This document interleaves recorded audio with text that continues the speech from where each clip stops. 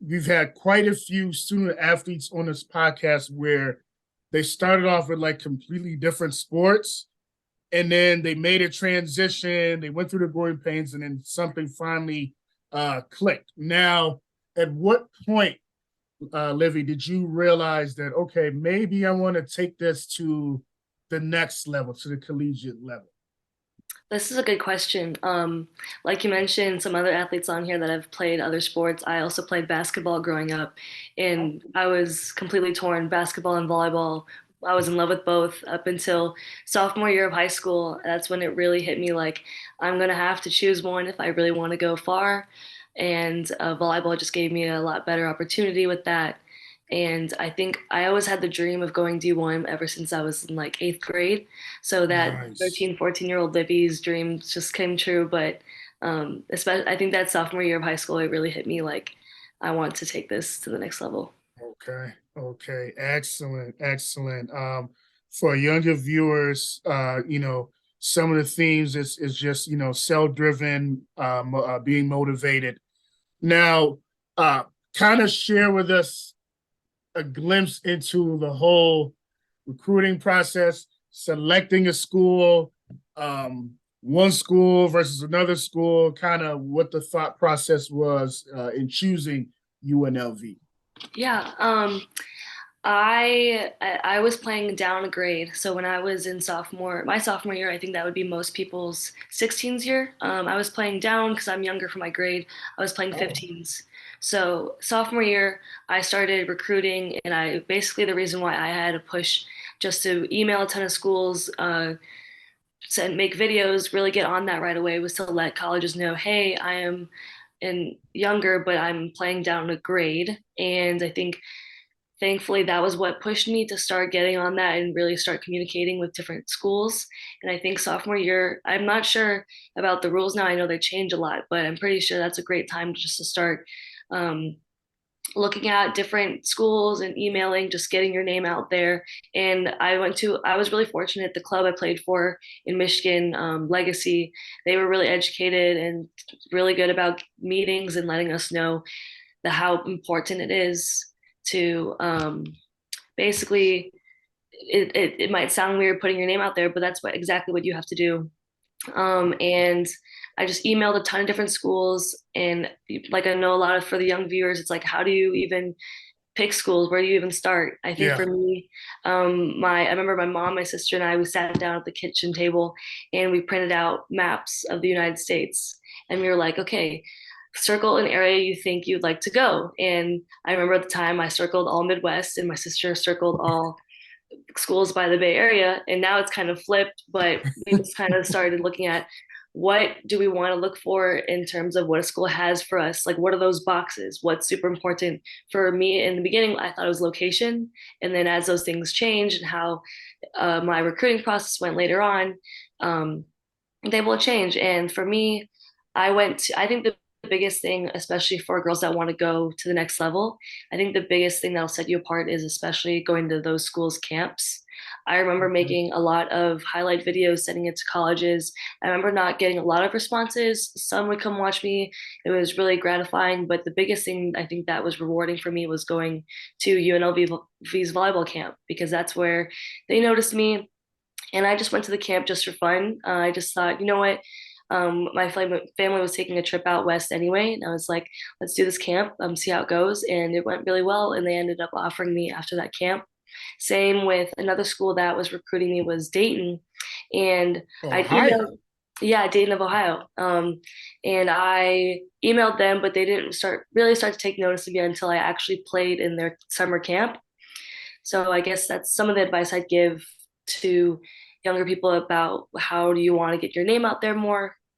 And what ended up being the final deciding factor for me at UNLV was just the community feel. I just love how much of a family we are at UNLV. And for me, uh, diversity is a huge thing. And that's not something I learned that's not something I knew right away at the beginning of the recruiting process, but kind of riding that wave, figuring things out as I go, and kind of picking up on things as I learn more about myself.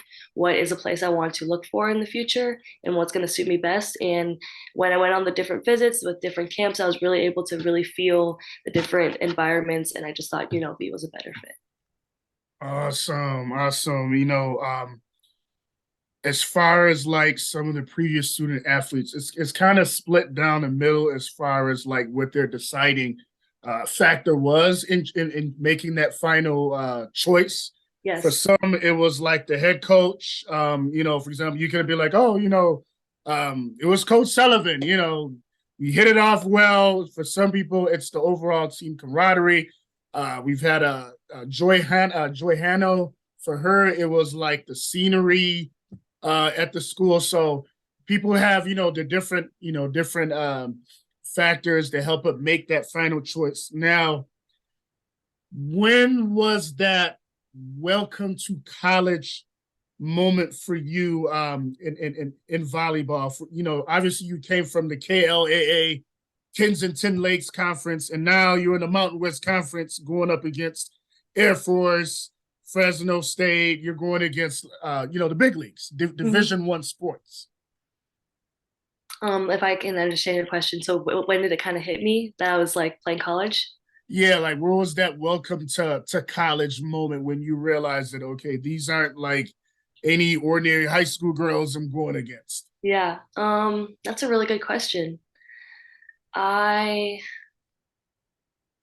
I remember reporting early in June, my freshman year, and the workouts. I remember being like, "Yep, this is a heavier load," and I embraced it. I loved it right away. I've always kind of loved the weight room and kind of felt myself natural with that drive, and so that was nice, like getting that feel. But I think when it hit me, when it was like, "This is D1 volleyball. This is the level I'm playing at," was my first college match. Right out the gate. Just kind of realizing how just all the little things you don't think about, like how game day works, the different team rituals before, and then stepping onto that court, you can just feel. Um, Obviously, the girls are bigger, the stakes are higher, and that added pressure. But I love it. I've learned to love it, and it's such a great added kind of experience that I obviously don't get in high school. But I would say my first college game was that moment for me. Right. So right out the gate. I get DMs and instant messages and mostly emails from high school student athletes, not really seniors, more like juniors, sophomores, and freshmen. And unfortunately, I get kind of like a lot of excuses like, oh, I'm only such and such height. What are my odds of getting a scholarship? Or do I need NCSA? Do I need like a recruiting database to give me the edge? And you know, your listed height is 5'5". You're Yes. playing Division 1 volleyball. You're not 6 foot, but you're holding down the fort. You're productive. Yeah. Share with us kind of what your strength and conditioning routine looks like. Are you preparing any different, considering you're 5'5" rather than like 6'3"? Um, that is a really good question. I maybe this is because of that height difference, but I've always just had this extra drive, just to make I want to work harder. And right, I'm not, and I'm gonna be honest, like, yeah, I'm 5'5". I'm not the natural gifted, typical D1 looking athlete, and I think so. Most of my strength routine and how that looks, it's more of um, a lot of athletic training, and I started working out in high school, like freshman sophomore year, just to make me feel good. But then I didn't get into it super consistently until later junior senior year.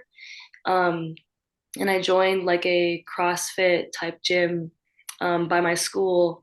And I think that was something that really helped me adapt going from high school to college. Just the simple like Olympic movements, like those hang cleans. Um, Explosive. and I remember doing a lot of training. I worked with a hockey trainer in Michigan. Shout out to Romo, but we did a lot of hill sprints and just a lot of explosive, that athletic jump training, I think that gave me an extra edge. Okay, okay. So, obviously, um, lifting weights, at the high school level, is not as intense as lifting weights for the college level, even preparing to lift for the college level. So, appreciate you sharing a little bit of insight into that. Um, Moving on to the more of the mental side, did a segment with Sophia Grove. She's a gymnast at Auburn, Field Gatlin. She does shot put at Texas Tech, and there was a few other student athletes on the panel, and they were kind of sharing not only the importance of mental health awareness, especially for student athletes, but what they were doing to kind of lower the anxiety, lower the stress level. I believe Phil Gatlin, she had shared that after her first couple years, she made sure that her roommates don't play any college sports. When she comes home, she doesn't want to think about track and field. Whereas another young lady, Lex Ortega, she likes to eat, breathe, and sleep track and field. So, kind of, what's your approach in staying fresh, staying rejuvenated, and staying on the up and up right here? I love this question because this is something that my team and I can feel the community around me really tackling and just taking on a whole new approach. Because I was one of those athletes where eat, sleep, breathe, can't get enough of it. Mm-hmm. But for me, at least, it got to a point where I'm experiencing burnout. And I realized a lot of the ways I rejuvenate and take a break so I can really perform is letting my time away be time away. Okay. I've always been one of those athletes where, let's say, over break, I'm always getting extra reps in the gym. I'm finding ways to get lessons. Every Sunday, I remember getting lessons in the gym in high school, but I think it's not emphasized enough how important rest is and letting that time be ways where you can figure out what makes you feel better. And I am a really creative person, so I love doing art or listening to music, and I'm really in touch with that side of me as well. And just to have really taking time to devote to that because it is, and I can feel a difference between this year and last year. How this year I feel a lot healthier, a lot better about myself overall, Mm, and I can see how I'm improving as an athlete because of I'm taking that time to do it versus last year being burnt out thinking every single chance. And that I think there's this big hustle culture, grind culture thing in athletics that's kind of now it's too much. And I think it is really important overload. at that time. Yeah, definitely overload. But I just really like being. I think the thing that's helped me the most is telling myself to be present. If I'm in the gym, I'm in the gym. Work my ass off, get whatever I can get done that, and then when I'm done, let it be done. Go enjoy myself as a person. Mhm, mhm, mhm. Appreciate you sharing that. With each of our guests, we usually have a part that really causes some brings about some critical thinking. Now, if you were putting together a life story, yes, you're young, but we still collected enough to come up with a story anyway. Now, if you're coming up with a life story, would it be told better for you through a book or a movie? That's the first part. This is a really good question. I love this question. I would have to say book. I do think books are better than movies, and Okay. Mm. um, I love the different chapters that you can put into it. And I think I really like this question because I have thought a lot about my life and my story and how everyone's story is their story and how it matters. So I would choose book. Excellent. And what would be the title of that book? Ooh, Put you on the spot. yeah, I want to think about this one, but it has to be something along the lines of like because I think that a moment where I really changed and I think is like super important to my story is going from this go go go to this to essentially burning out my senior year of high school and learning a new way to recover. So maybe something like um, shoot, I don't know.